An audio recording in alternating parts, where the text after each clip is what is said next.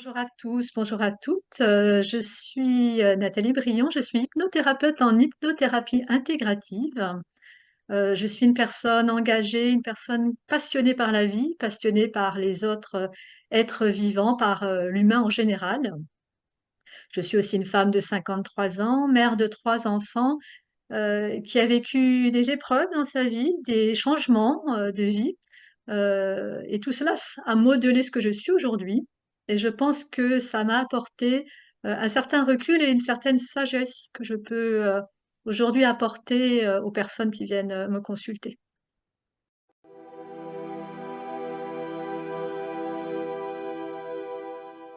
Ben, je pense que je suis née avec, hein, comme beaucoup d'êtres humains d'ailleurs. Je me suis intéressée à mon environnement très tôt, hein, comme les enfants savent si bien le faire. J'étais très curieuse, très désireuse d'apprendre. J'avais un contact facile, j'allais facilement vers les autres personnes. Et donc ça a déjà été un premier point par rapport à cet intérêt pour les autres. Et puis j'ai eu une deuxième phase à l'adolescence, différente, mais qui a aussi enrichi cet intérêt, pour l'être humain. Cette période d'adolescence était un peu difficile pour moi, j'avais un certain mal-être et à l'époque, je ne le comprenais pas et j'ai beaucoup lu, je me suis beaucoup intéressée à tout ce qu'on pourrait appeler le développement personnel à l'époque, pour mieux me comprendre moi, mieux comprendre, ce que je vivais, comment je réagissais et aussi mieux comprendre mes relations et les relations entre les êtres vivants. Tout simplement parce que j'avais du mal à être en contact avec les autres êtres autour de moi et je cherchais à comprendre pourquoi. Donc j'ai beaucoup lu et j'ai surtout cherché des applications pratiques par rapport à cela. Donc cette époque, ça a été aussi une période où mon intérêt pour l'être humain s'est développé parce que j'étais intéressée par mieux connaître ce qui se passait au fond de soi-même, mieux connaître comment ça se passait au niveau de ses émotions, au niveau de ses pensées, au niveau de ses relations. Et je ressentais aussi une profonde compassion pour l'être humain, déjà pour moi-même, pour ce que je vivais. Et je me dis que si moi je vivais ça, d'autres aussi ils pouvaient le vivre.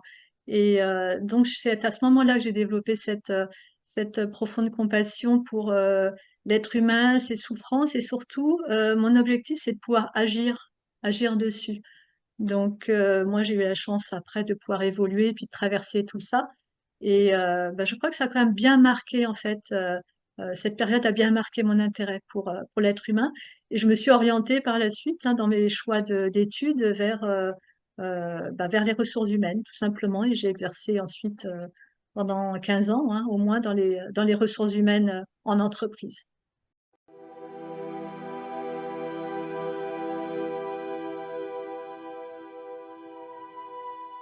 Alors, lorsque j'ai débuté dans les ressources humaines, j'avais la conviction que je pouvais m'épanouir dans mon travail et surtout que tous les salariés pouvaient s'épanouir dans leur travail et que je pouvais contribuer à cela.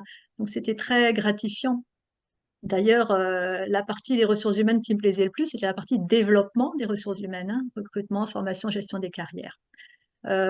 J'ai beaucoup aimé tout ce que j'ai fait. J'ai travaillé dans des environnements différents, dans des entreprises de tailles différentes, sur des projets passionnants et toujours en gardant à cœur mes valeurs concernant l'être humain, c'est-à-dire l'écouter, être à son service et participer à son développement et à son bien-être, là en l'occurrence en entreprise. Mais bon, au bout d'un moment, je crois que la réalité économique, organisationnelle m'a rattrapée parce que c'est aussi toute une période où j'ai pu constater que je manquais de moyens, d'effectifs pour faire un travail de qualité. J'étais aussi pressurisée, hein, plus je montais dans la hiérarchie et plus j'avais de contraintes, d'obligations. Puis à côté de ça, je devenais maman de 3 enfants, donc il fallait que je mène de front ces deux carrières. Je n'avais plus le temps d'écouter comme j'aurais aimé écouter les salariés. Je n'avais pas toujours la possibilité de répondre à leurs attentes, à leur mal-être. J'ai vu des contextes très maltraitants. J'ai été amenée à vivre plusieurs réorganisations, une OPA, des déménagements, des changements d'actionnaires, de direction, et tout ça était assez maltraitant. Donc j'étais témoin de cela, je faisais autant que je pouvais, mais j'avais pas toujours les mains libres en fait pour agir. Donc ce qui s'est passé, c'est qu'au bout d'un moment, tout simplement, bah, je pense que j'étais en burn-out. C'était trop, on me demandait trop. Burn-out et bah, le hasard de la vie, et la vie a bien fait les choses, même si sur le moment j'ai pas apprécié du tout. Mon responsable hiérarchique à l'époque m'a proposé une rupture conventionnelle plus ou moins subie. J'ai accepté cette rupture conventionnelle et aujourd'hui, ben, je le remercie parce que grâce à lui, j'ai pu bah, changer complètement, changer d'orientation professionnelle, mais aussi beaucoup travailler de nouveau sur moi-même, retravailler des choses que je n'avais pas complètement nettoyées, notamment avec à base d'un accompagnement en EMDR. J'ai, pendant cette période-là, rencontré les bonnes personnes au bon moment, les bonnes informations. Donc, j'étais à ce moment-là informée de cette formation en hypnothérapie intégrative, hein, qui, en plus bah, de pouvoir recevoir des médecins ou des psychologues, pouvait aussi recevoir des personnes comme moi qui venaient pas du monde médical. Donc, j'ai eu beaucoup de chance de pouvoir faire cette formation-là. Et c'est comme ça que je suis rentrée, bah, que je suis arrivée à la voie de l'hypnose et j'en suis très heureuse.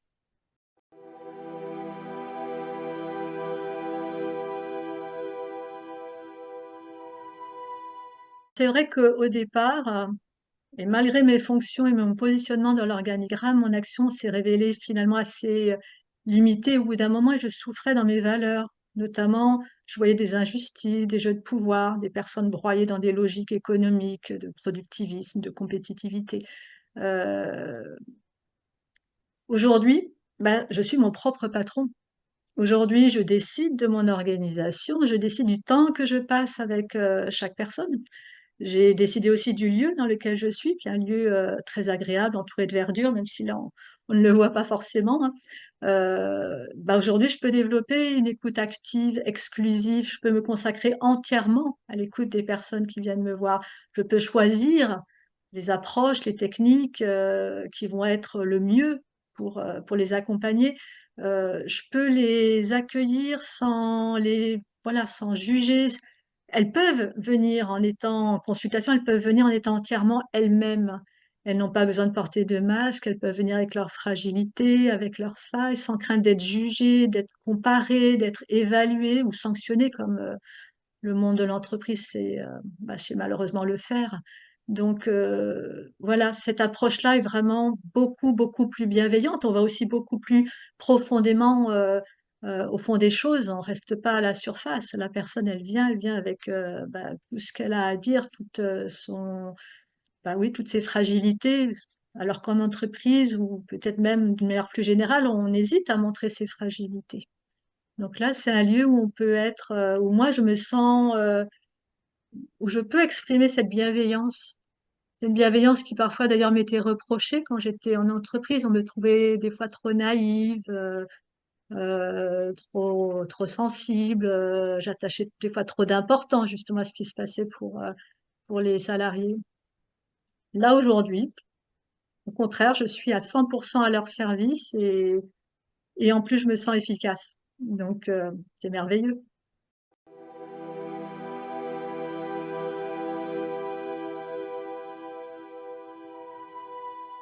Il faut savoir qu'en France, il n'y a pas de réglementation spécifique pour exercer en tant qu'hypnothérapeute. Ça veut dire qu'aujourd'hui, une personne qui fait 2 jours de formation peut être hypnothérapeute, voire ne pas avoir de formation du tout, puisqu'il n'y a pas en fait de contrôle réel.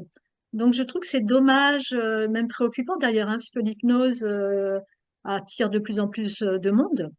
Je trouve qu'un cadre spécifique serait davantage sécurisant pour les personnes qui viennent consulter. Et pour les thérapeutes qui sont longuement formés, ce serait aussi une reconnaissance. Donc oui, j'attache de l'importance à dire que je suis formée et que j'ai fait au moins 300 heures de formation, que je continue d'ailleurs, parce que ça donne une sécurité pour les personnes qui viennent voir un hypnothérapeute de savoir qu'il y a ce type de formation. Alors la formation que j'ai suivie, c'est une formation auprès de l'Institut Sakti d'hypnose clinique. J'ai été formée par Monsieur Varma, qui est docteur en psychologie clinique. Et bah, au bout d'un an de formation, donc ça faisait à peu près 130 heures, je me suis installée, hein, je pouvais bénéficier du titre de praticienne en hypnothérapie intégrative. Je me suis installée Et j'ai choisi de continuer à me former au-delà. Donc, sur les 2 années suivantes, d'ailleurs, j'ai continué à me former. Sur la première année, j'ai appris à utiliser de manière approfondie les techniques de l'hypnose ericksonienne, adaptées à différentes problématiques sous ses différents aspects, auto-hypnose, hypnoanalyse, hypnoanalgésie, les régressions en âge, etc. Et j'ai été formée également à d'autres approches, comme la thérapie comportementale et cognitive, les techniques de stimulation alternative, qui sont une variante de l'EMDR, et les techniques de la psychologie énergétique. Et j'ai décidé ensuite aussi de me spécialiser aussi sur certaines thématiques, comme la gestion de la douleur, comme les phobies sociales, les troubles anxieux, la dépression, voilà, des choses comme ça. Et par la suite, j'ai continué à me former, hein, au-delà de cet organisme de formation. Je me suis aussi formée à d'autres éléments de la PNL, à la cohérence cardiaque, à la régulation émotionnelle, qui s'appelait avant Tipeee. Voilà. Donc, c'est une approche qui est intégrative, hein.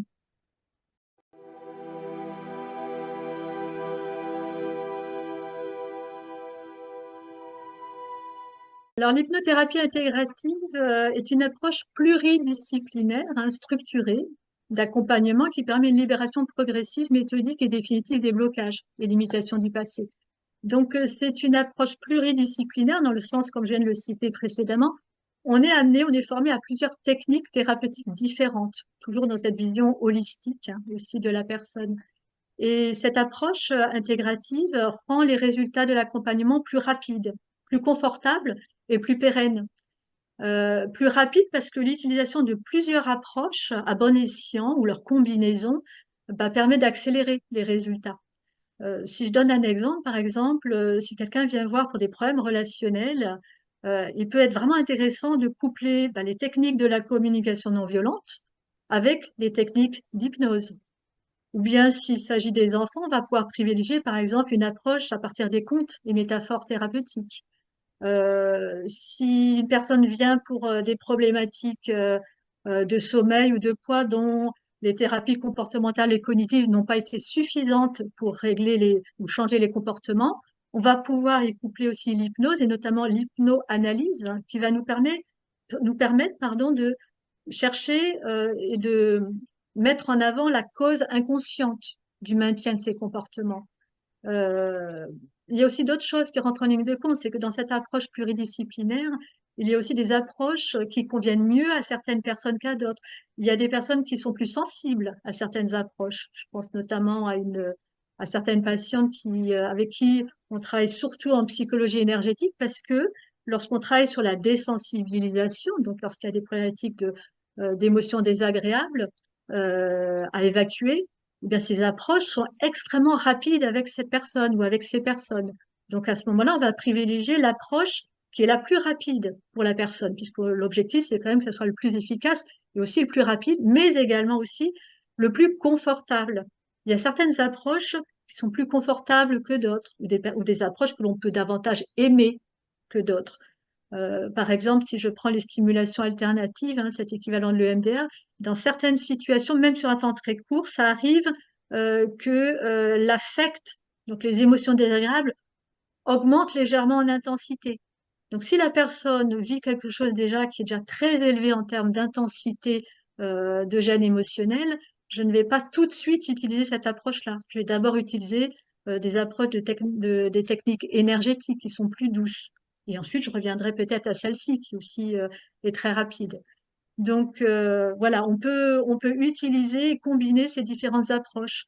Euh, c'est aussi cette approche donc d'hypnothérapie intégrative, elle donne des résultats aussi plus confortables puisqu'on peut choisir une approche qui va être plus confortable qu'une autre. Et elle est aussi très structurée cette approche parce que l'objectif c'est la sécurisation de la personne. Si une personne qui arrive est dans un état important de vulnérabilité, par exemple, je vais passer plus de temps dans cette première étape qui est ce qu'on appelle le renforcement du soi ou le renforcement du moi, qui est en fait une étape où on va apporter des ressources. Mais si la personne qui arrive a déjà beaucoup de soutien et beaucoup de ressources et qu'elle cherche juste, par exemple, je sais pas, à changer un comportement ou à passer son permis de conduire qu'elle n'a pas réussi, on va aller beaucoup plus vite et on va passer sur une autre étape. Donc, on va chercher la sécurisation, on va chercher le confort Et aussi, c'est une approche qui est plus pérenne parce que on va toujours vérifier d'une séance à l'autre que les résultats obtenus, c'est-à-dire la bonne intégration des situations, eh ben, c'est bien fait de manière définitive. C'est-à-dire que l'événement qui gênait, désormais, bah, ne gêne plus, ne produit plus de gêne émotionnel ou physique. Donc, c'est une approche, je dirais, qui se différencie effectivement d'autres approches plus, je dirais dire, monotechniques. Comme par exemple, alors c'est vrai qu'il y a des personnes qui viennent me voir, qui viennent par exemple qui ont fait plusieurs années de psychanalyse. Donc c'est intéressant la psychanalyse pour bien comprendre ce qui se passe, pour mettre des liens entre les causes et les effets. Mais j'ai pu constater que ces personnes-là, par contre, revenaient quand même parce qu'elles gardaient une gêne émotionnelle. Elles avaient compris la problématique, mais pas forcément réussi à intégrer la partie émotionnelle, la gêne émotionnelle. Donc les approches que je peux proposer permettent justement de travailler sur tous les aspects, sur tous ces aspects-là. Bah, j'en reparlerai un peu plus tard, entre le cerveau gauche et le cerveau droit, ça permet une intégration qui fait que cette intégration va être définitive derrière. Que le symptôme non plus ne va pas revenir. Vous voyez, dans certaines situations, dans la thérapie comportementale et cognitive, ou même juste, parfois juste en hypnose, dans certaines approches hypnotiques, le symptôme peut disparaître. Mais si, par exemple, on ne va pas chercher un travail sur les causes en hypnoanalyse, ce symptôme, il peut soit revenir, soit être substitué par un autre. Donc voilà, toutes ces approches-là, cette approche structurée et pluridisciplinaire permet en fait de répondre à un grand nombre de besoins, de demandes. Il bénéficie aussi d'une certaine souplesse dans les séances, hein. On peut passer d'une technique à une autre. Ça donne de la variété aussi, hein. Toutes les séances ne se ressemblent pas. Donc voilà, c'est une approche que je trouve très large, euh, qui apporte beaucoup, beaucoup de possibilités.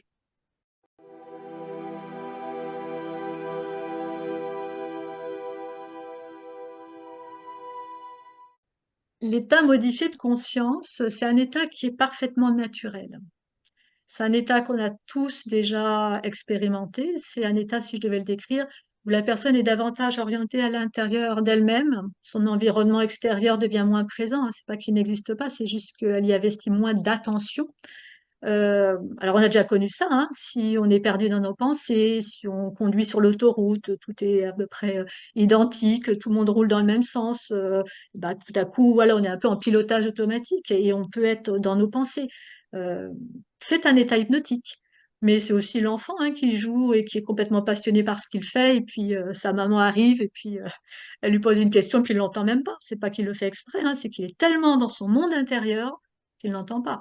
Donc tout ça, ce sont des états, c'est un état, ce sont des états hypnotiques. Donc l'état hypnotique en soi est un état naturel.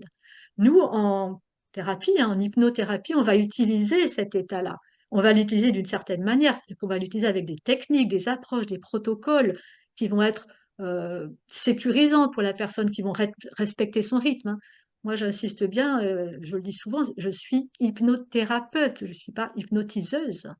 Donc, je ne suis pas là, je ne cherche pas à manipuler, à faire faire des choses à des personnes qui n'ont pas envie. C'est pas du tout mon objectif. Mon objectif, il est vraiment thérapeutique, que la personne aille mieux, qu'elle puisse utiliser cet état modifié de conscience pour son propre bien. Donc, moi, je vais la guider, évidemment, par rapport à ça. Mais je vais aussi enseigner.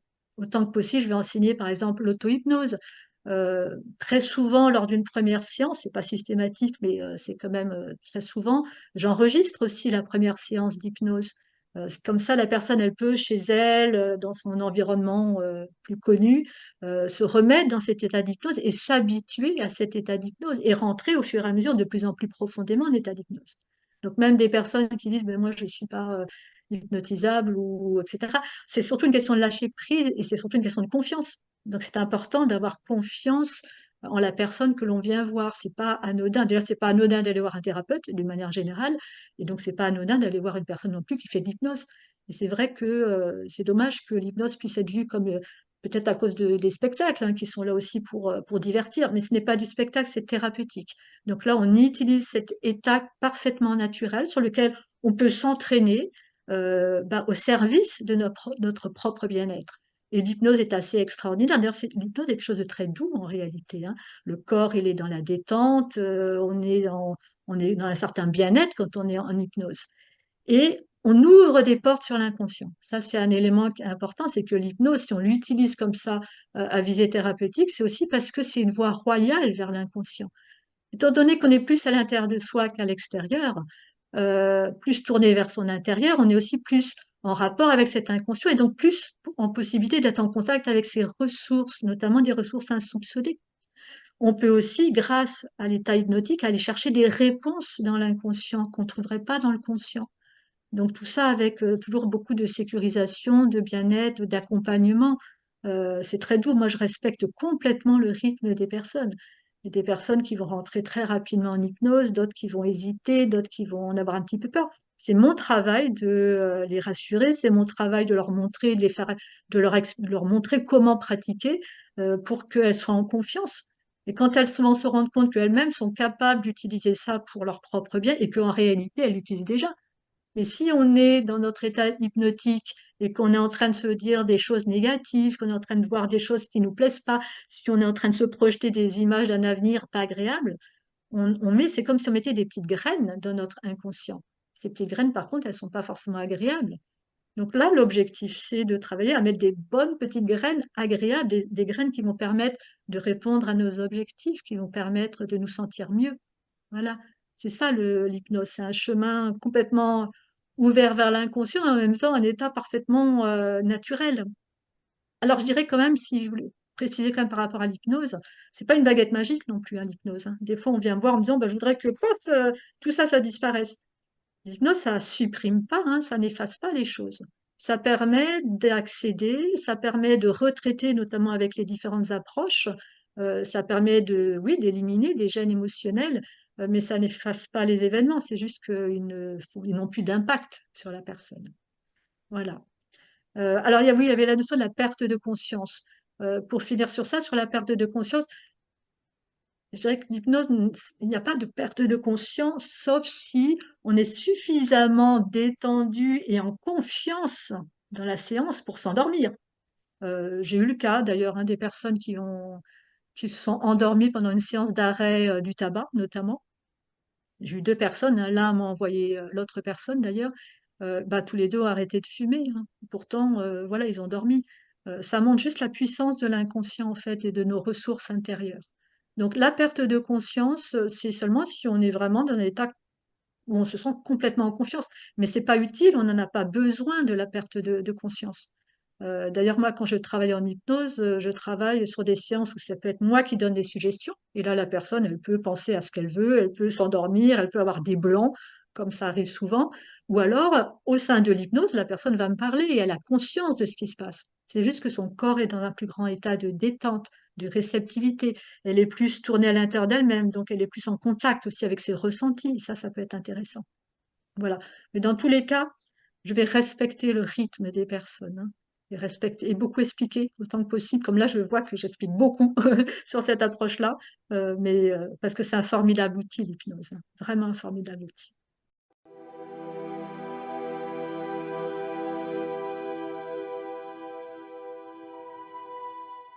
Alors, il y a des praticiens qui appartiennent à différents courants de psychothérapie qui ont constaté que les mouvements oculaires latéraux ou circulaires entraînaient la disparition d'émotions désagréables liées à des traumatismes non résolus du passé. Alors, on connaît pour certaines personnes Francine Shapiro, hein, qui est à l'initiative de l'EMDR, mais il existe d'autres courants qui ont fait aussi ce constat. Alors, comment ça fonctionne? Il se trouve que lorsque l'on vit un événement désagréable, il y a de l'information qui se stocke dans notre cerveau gauche. Et notamment, grâce à la psychanalyse, on peut avoir accès à cette information, à cette compréhension de ce qui s'est passé dans l'événement.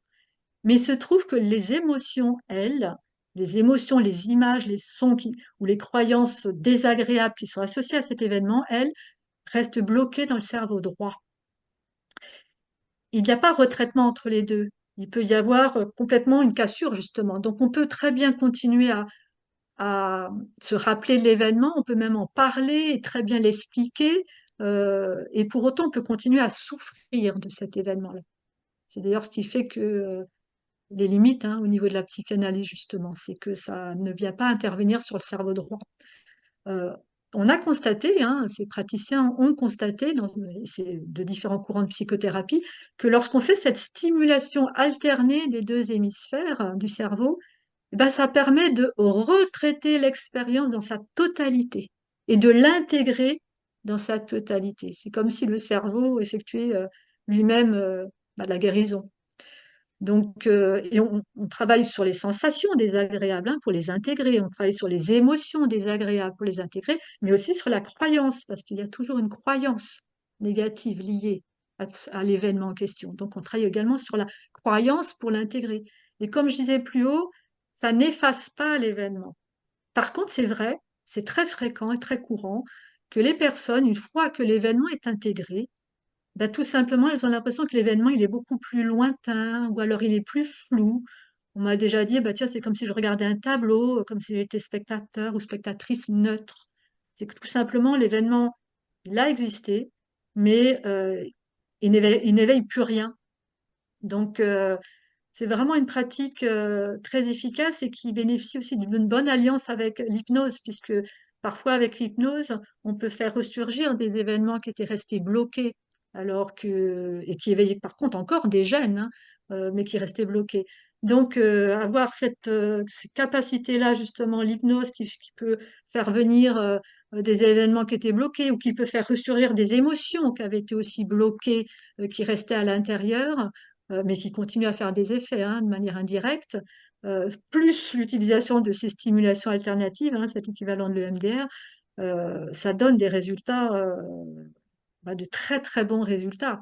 On peut en plus utiliser d'autres approches si les émotions sont trop fortes, comme je l'expliquais au début, pour adoucir cela. Mais en tout cas, les résultats sont vraiment très bons.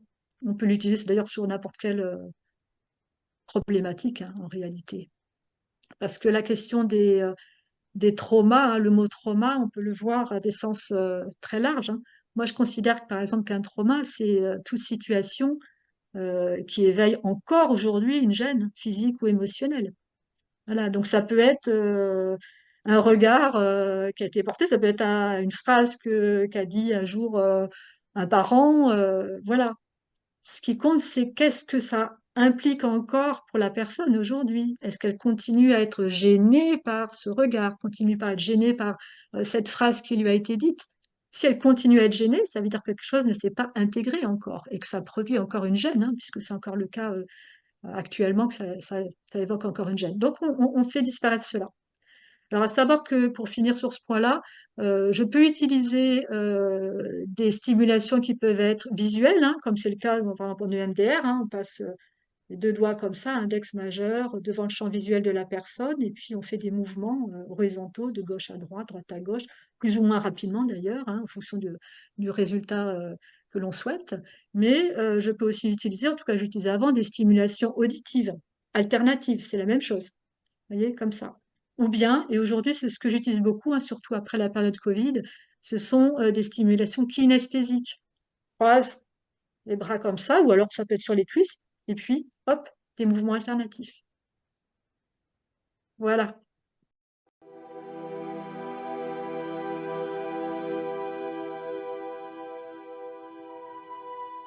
Oui, les techniques énergétiques peuvent faire peur dans le sens où on peut se dire, bah, tiens, l'énergie, je ne le vois pas.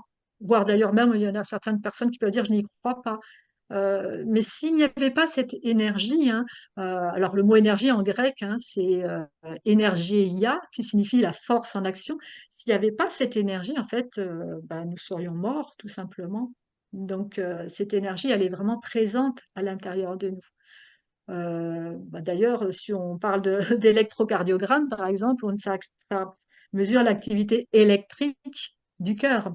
Donc, on voit bien s'il y a électricité, il y a énergie.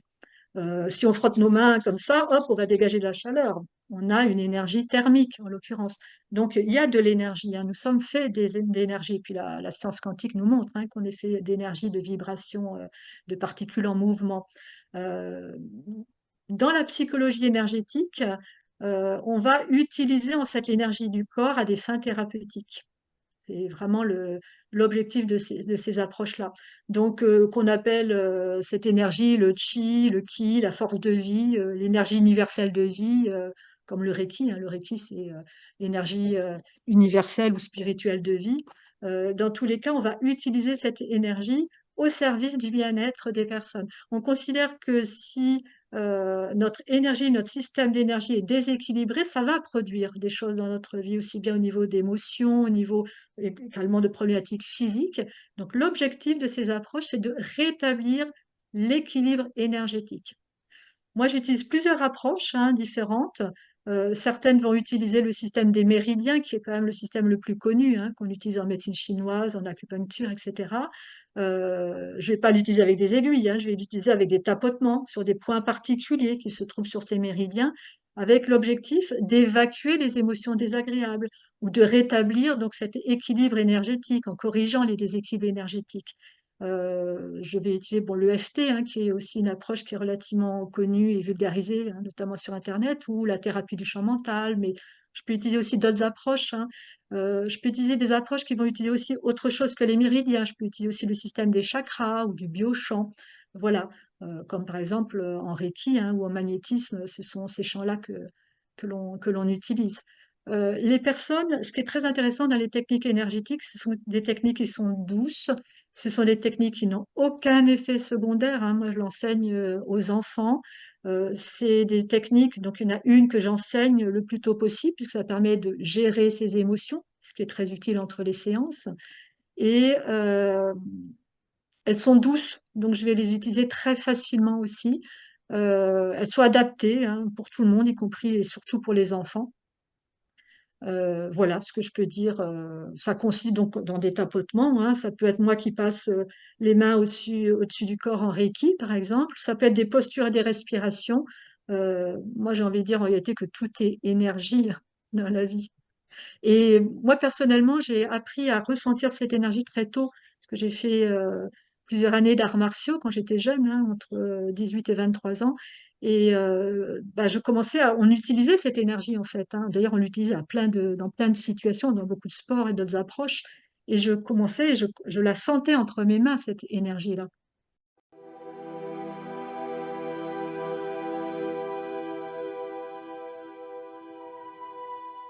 Pour ce qui est de la différence, j'avoue que je n'en vois pas vraiment. Moi, j'ai mis les deux noms parce que le magnétisme peut faire peur. Euh, bah, il n'y a pas de formation au magnétisme, hein. Moi, j'ai découvert que j'utilisais cela sans y mettre un mot en particulier, hein. Je m'étais rendu compte il y a déjà pas mal de temps, au moins 10 ans, que je me souviens d'une séance quand j'ai débuté mon activité d'hypnothérapie. J'avais mon patient qui était allongé sur le fauteuil en hypnose. J'utilisais les techniques que j'utilise aujourd'hui. Une personne qui allait vraiment pas bien et je sentais je visualisais, mais pas avec mes yeux, hein, c'était intérieur, je sais pas trop comment l'expliquer, comme quelque chose d'un peu, une sorte de masse un peu sombre tout autour de son corps. Et j'ai senti mes mains qui avaient envie d'y aller, qui avaient envie de retirer quelque chose de, voilà, ce qu'aujourd'hui j'ai appris que ça s'appelait de faire des passes, mais je ne savais pas. D'ailleurs, à l'époque, ça m'a fait un petit peu peur. Et évidemment que je n'ai rien fait, parce qu'il n'était pas question de faire quoi que ce soit, de toute façon, sans l'accord de la personne. Et moi-même, je ne comprenais pas ce qui se passait, mais c'était net. Voilà. Donc moi, j'ai connu cette approche-là du magnétisme à ce moment-là. Je me suis empêchée d'agir, puisque de toute façon, j'avais déjà suffisamment aussi d'approches, hein, de techniques. Mais il se trouve que bah, la vie me l'a représenté et que l'année dernière, j'ai eu l'occasion de connaître ce que c'était le Reiki. Je ne connaissais pas, hein, c'est aussi encore le hasard des rencontres.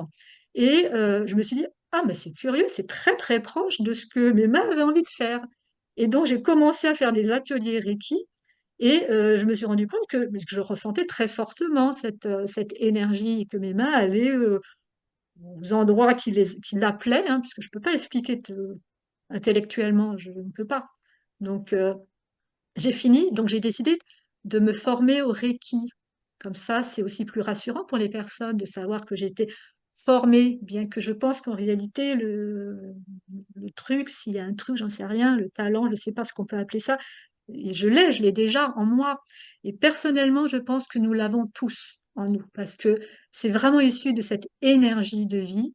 Les personnes, par exemple, qui pratiquent du Tai Chi Chuan, hein, qui sont habituées à faire ces mouvements tout en rondeur, par exemple, à un moment de leur pratique, elles sentent cette énergie à l'intérieur. On le retrouve au Qigong, etc. aussi. En fait, si on commence à travailler et à essayer de ressentir ou à vouloir ressentir, on le ressent. Après, de là, à l'utiliser auprès d'autres personnes, c'est autre chose. Moi, aujourd'hui, j'ai commencé à pratiquer un peu autour de moi, dans mon coin, sur moi aussi, puis je me suis rendu compte de l'utilité. Donc, si on parle justement des applications, l'application donc du magnétisme ou du Reiki, ça va agir tant sur le corps physique que sur le corps émotionnel. L'objectif, c'est de rétablir là aussi l'équilibre énergétique. Ça permet de dénouer des nœuds, de soutenir aussi les capacités naturelles du corps, hein, à retrouver son bien-être, à retrouver du calme. Ça se substitue pas à la médecine traditionnelle. Pour moi, tout ça, ça vient en complément. Mais par contre, c'est des approches extraordinaires. Alors là, l'intellect n'est plus là. Il n'y a plus besoin d'essayer de comprendre ce qui se passe. Il y a juste ressentir. Donc, pour les bienfaits que ça peut apporter aux personnes, moi, dans ma pratique, j'ai eu des personnes qui sont venues me voir parce qu'elles avaient des douleurs. Et j'insiste, hein, sur le fait que ça se substitue pas à la médecine traditionnelle, habituelle, hein. S'il y a des médicaments à prendre, on continue à prendre les médicaments. Moi, je suis bien en phase, je travaille en synergie, hein, pas en opposition. Mais par contre, ce que je constate, c'est que effectivement, des personnes me sollicitent pour des problèmes de sommeil et elles finissent par dormir mieux. J'ai des personnes qui sont venues me voir pour des cauchemars. Elles n'ont plus eu de cauchemars. J'ai eu des personnes, notamment une qui est revenue plusieurs fois. En fait, elle est revenue à chaque fois que ses règles étaient en retard, voire très en retard. À chaque séance, elle a retrouvé ses règles le jour même ou le lendemain. On me dit aussi bah, qu'on ressent des sensations d'apaisement, ça c'est assez fréquent comme retour, plus de sérénité, pour certaines personnes plus de légèreté. On m'a dit, ah bah tiens, vous m'avez retiré l'émotionnel. C'est les mots hein, qui sont utilisés, peu importe. Des personnes qui avaient mal au ventre ou mal à la tête aussi, où les douleurs se sont atténuées. Donc, je trouve que voilà, c'est une belle approche et si on peut faire confiance en fait je dirais, à son corps et à tout ce qu'il y a en lui, hein. C'est comme pour l'hypnose qu'un état naturel. Bah, l'énergie, elle est en nous. C'est aussi un état naturel. Voilà.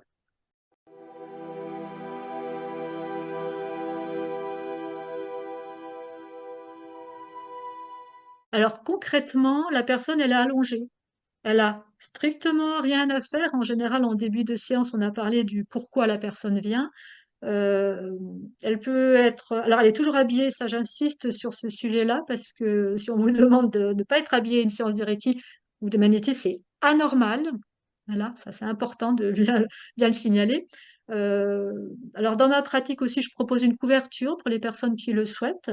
Parce que les ressentis derrière peuvent être parfois des ressentis ensuite de la sensation de froid, hein, mais pour certaines, ça peut être d'autres sensations, mais il peut y avoir ça. Et la plupart du temps, moi, je n'ai pas besoin de toucher la personne, en fait, hein. Je passe les mains au-dessus d'elle, à certains endroits en particulier, bah, notamment sur l'ensemble des chakras. Parfois, je vais aller sur certains organes aussi, puisque les organes sont aussi rattachés à des émotions, hein, en médecine traditionnelle chinoise. Par exemple, si une personne vient et me parle de colère, je vais certainement aller voir le foie pour savoir qu'est-ce que je ressens avec mes mains au niveau du foie et je vais rééquilibrer tout ça. Donc c'est voilà, c'est une séance qui est euh, qui est agréable en général puisque justement il n'y a rien à faire, hein, juste les yeux fermés tranquillement, on peut penser à ce que l'on veut, voilà.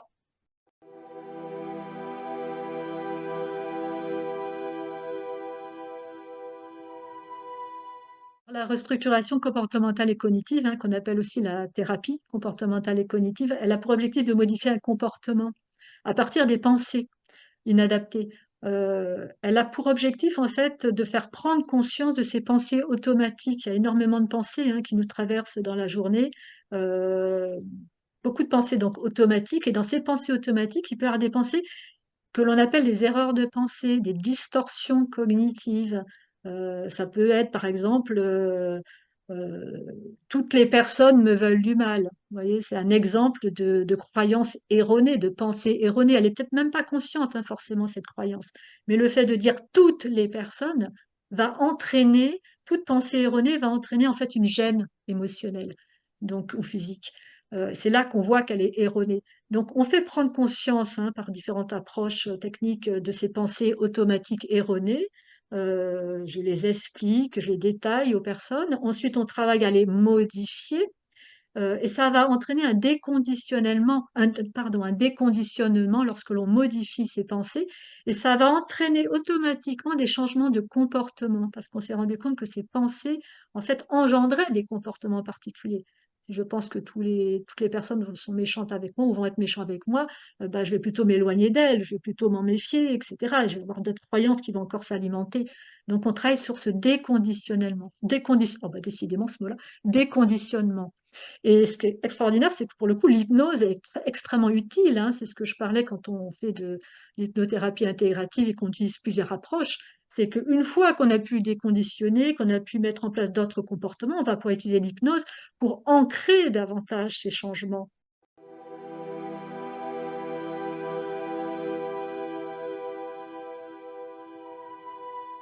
Pour moi, effectivement, l'aspect essentiel dans mon travail, c'est de pouvoir accueillir la personne d'une manière inconditionnelle, c'est-à-dire dans son entièreté, sa spécificité, sans aucun jugement. Je suis reconnue comme une personne très bienveillante, à l'écoute, hein, comme je disais même à un moment, je crois, de l'interview, des fois trop bienveillante, on me trouve trop gentille, des fois, bon.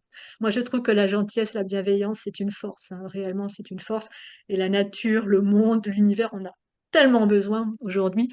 C'est important pour moi que la personne, elle se sente bien, qu'elle se sente en confiance, qu'elle se sente écoutée et en sécurité. Je vais donner des tâches thérapeutiques, hein, c'est ce qui fait partie aussi d'une autre de mes valeurs, hein, qui est la coaction. Je considère que l'autre personne est capable, dans un très grand nombre de situations, de faire aussi des choses pour son bien-être.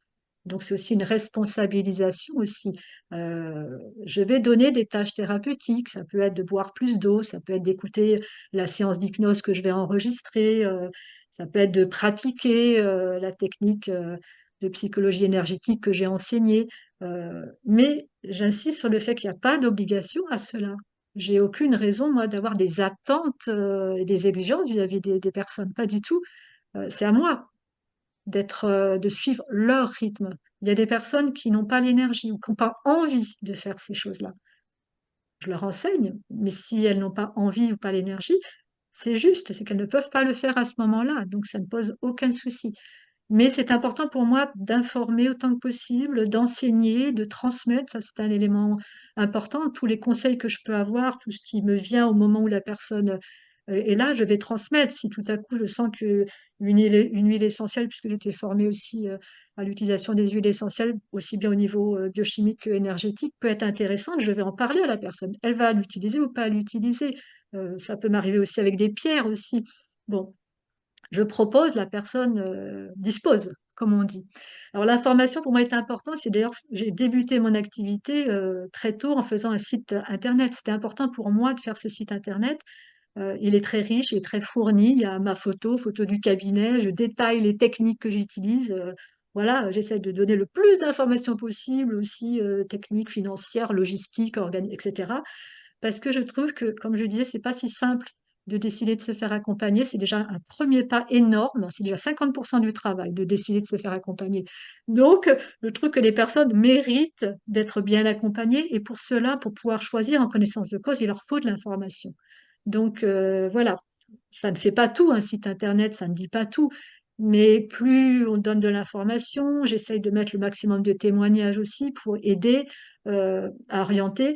Voilà, pour qu'on sache qui je suis, comment je travaille. Si je fais cette interview, c'est aussi dans ce sens-là, hein, c'est de pouvoir qu'on puisse mieux me connaître, sentir aussi, parce que l'alliance thérapeutique, elle est extrêmement importante. Est-ce que j'ai envie de travailler avec cette personne? Est-ce que je me sens bien? Est-ce que son discours me parle, etc. Je pense qu'il y a aussi, toujours en matière d'énergie, il y a cette notion d'énergie. Voilà, quand je dis est-ce que je sens, je pense que c'est est-ce que le courant passe, est-ce que quelque chose passe. Voilà. Donc, voilà, je pense que je pourrais dire d'autres choses sur mes valeurs, mais c'est déjà l'essentiel.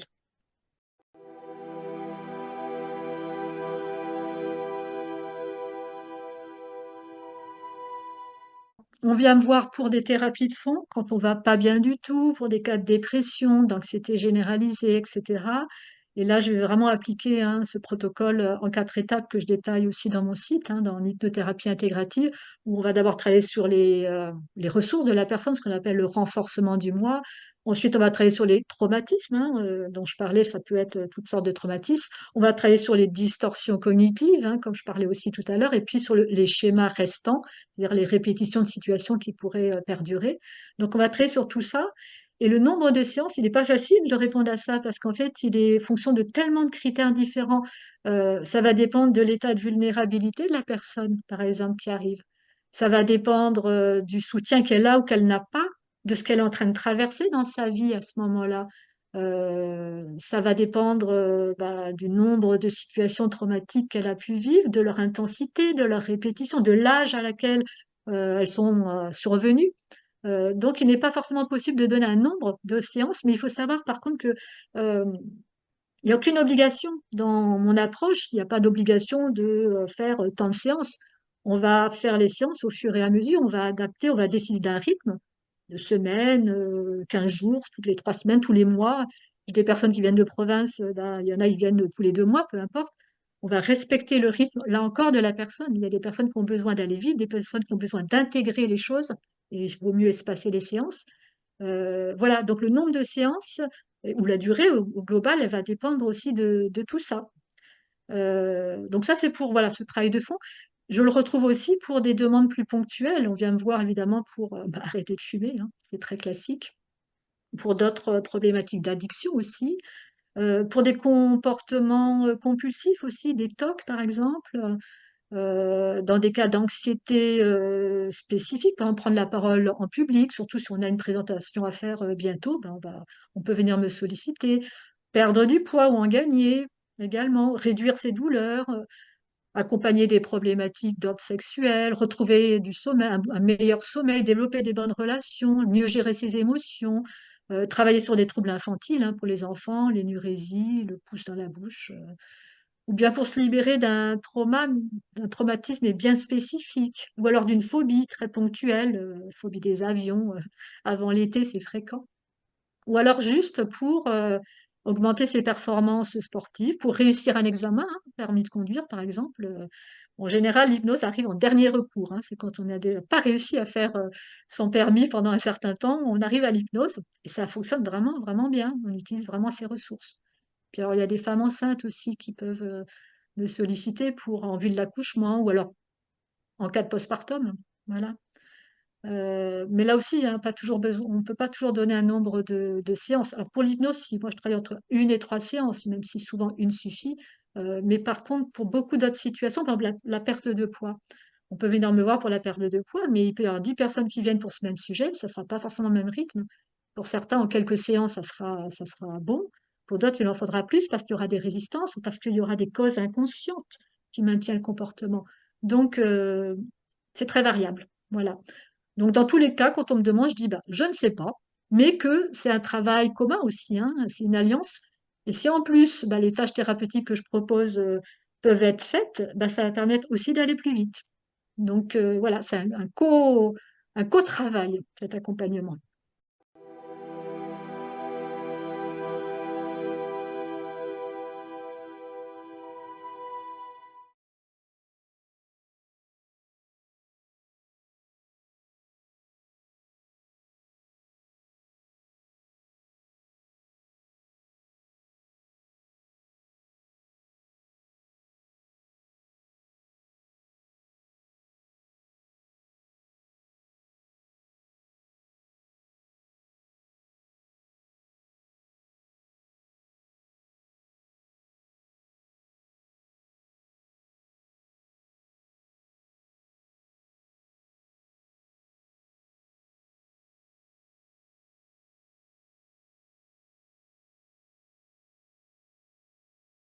Alors, au niveau des pratiques thérapeutiques, moi, je reste très ouverte sur tout ce qui peut exister. Alors, j'ai déjà un champ d'action quand même qui est très, très large, mais je n'aime pas me fermer, en fait. S'il y a des choses qui peuvent être intéressantes et que moi, je peux pratiquer, d'ailleurs sur moi-même, je vais tester et puis je vais proposer. Euh, je me suis formée il y a quelques années sur les huiles essentielles. Je trouve de plus en plus intéressant d'être en lien avec les plantes. Et je trouve qu'il y a un vrai champ d'investigation dans ce domaine-là. Notamment actuellement, moi je m'intéresse à la gémothérapie, hein, qui est l'utilisation des bourgeons et des jeunes pousses hein, à visée thérapeutique. Et j'envisage éventuellement de me former, hein, je ne sais pas encore, à l'école des plantes sur Paris. Et puis, je continue à m'intéresser à tous les sujets. Si on vient me voir pour la perte de poids, bon, bah, c'est bien de savoir faire de l'hypnose et puis de savoir comment l'utiliser ou ses autres approches, mais c'est aussi intéressant de savoir comment fonctionne le ventre, qu'est-ce qui, avoir des notions un peu plus profondes sur ou plus précises sur l'alimentation. Donc voilà, je m'intéresse, si on me parle de douleur, je vais creuser le sujet sur les douleurs pour voir quelles idées je pourrais avoir créatives d'utilisation de l'hypnose par rapport à ça. Donc, j'ai envie de dire que je suis un peu une chercheuse en sciences appliquées, si on peut dire, parce que pour moi, c'est intéressant que ça soit pragmatique, hein. J'aime apprendre, mais j'aime surtout comment je peux le mettre en application au service de mes clients. Et puis, dans mes projets, je vais vers davantage de transmission et de communication. C'est d'ailleurs pour ça qu'on fait cette interview. Je cherche à être plus visible et j'aimerais davantage promouvoir en fait les techniques de l'hypnose, mais pas seulement, hein, la communication non violente, la cohérence cardiaque. Il y a vraiment des choses que l'on peut communiquer. Je trouve que le monde actuel, en fait, il a vraiment besoin de ce travail de synergie, de transmission, de lien, dans des approches aussi douces, voilà, respectueuses. Voilà, je pense qu'on est vraiment là pour être en lien. C'est vraiment une époque où cet élément-là se diffuse, se développe, hein, l'information, la formation, le transfert de connaissances, les partages de pratiques. Tout ça, c'est voilà, quelque chose qui est important pour moi.